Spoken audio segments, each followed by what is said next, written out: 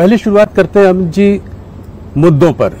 कौन से ऐसे मुद्दे हैं जिनको लेकर भारतीय जनता पार्टी आज तीसरी बार लोगों के बीच जा रही है? किन उपलब्धियों को आप संक्षेप में बताएं कि किन उपलब्धियों को लेकर आप जनता के बीच उतर रहे हैं? देखिए, सबसे पहले इस देश में से आतंकवाद और नक्सलवाद, ये दो ऐसी समस्याएं थी जो कई दशकों से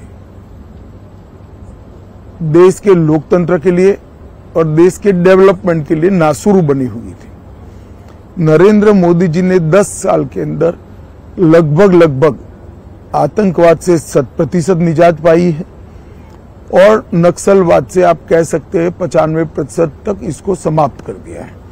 आज बिहार, झारखंड, मध्य प्रदेश, उड़ीसा, तेलंगाना, आंध्र प्रदेश, महाराष्ट्र, ये 7 राज्यों में से नक्सलवाद पूर्ण रूप से समाप्त हो चुका है।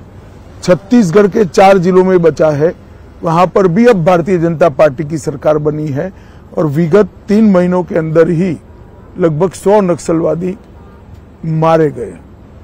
मुझे पूरा विश्वास है मोदी जी के तीसरी बार प्रधानमंत्री बनने के बाद 1-2 साल में ही देश नक्सलवाद से मुक्ति पा लेगा।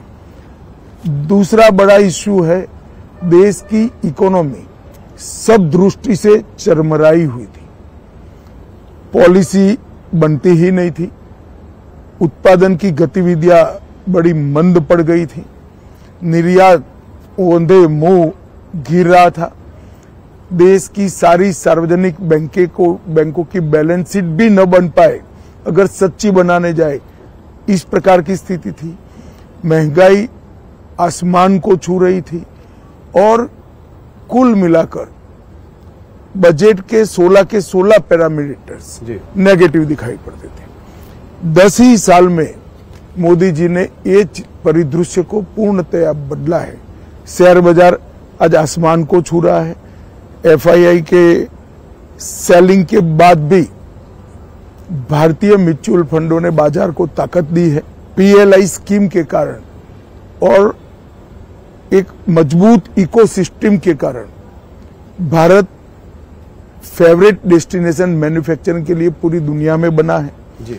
हमारे बच्चे स्टार्टअप हर रोज रजिस्टर कर रहे हैं, हमारी कंपनियां हर रोज पेटेंट रजिस्टर कर रही हैं, ढेर सारे स्वरोजगार के अवसर पैदा हुए हैं।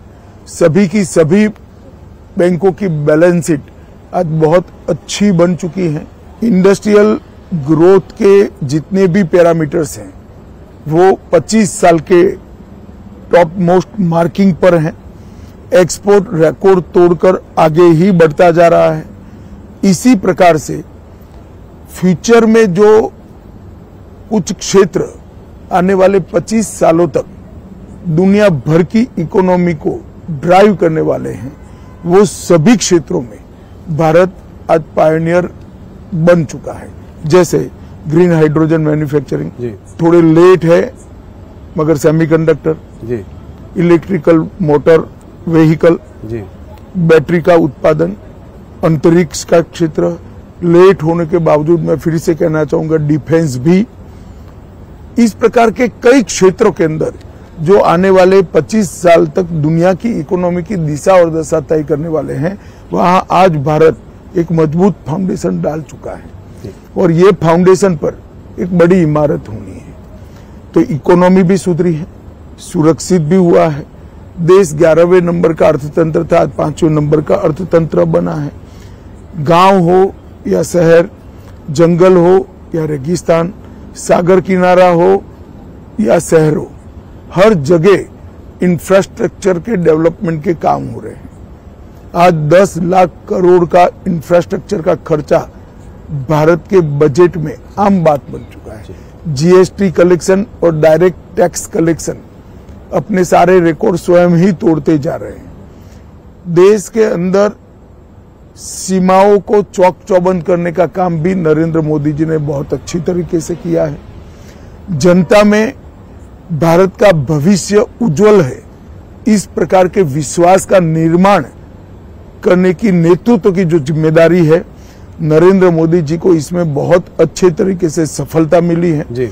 आज पूरे 130 करोड़ लोग हम विश्व में सर्वप्रथम बन सकते हैं, ये आत्मविश्वास के साथ आगे बढ़ रहे हैं। हायर एजुकेशन हो, नई इकोनॉमी पॉलिसी हो, या फिर राम जन्मभूमि, धारा 370 हटाना, ट्रिपल तलाक समाप्त करना, यूसीसी हो, या देश के क्रिमिनल लॉ के अंदर आमूलचूल परिवर्तन करना हो, हर क्षेत्र के अंदर ये 10 साल स्वर्णिम अक्षरों से लिखे जाने वाले 10 साल। जनता भी ये फील कर रही है कि कोरोना जैसी महामारी को इतने अच्छे तरीके से लड़ा जा सका, वो केवल और केवल नरेंद्र मोदी जी का नेतृत्व है।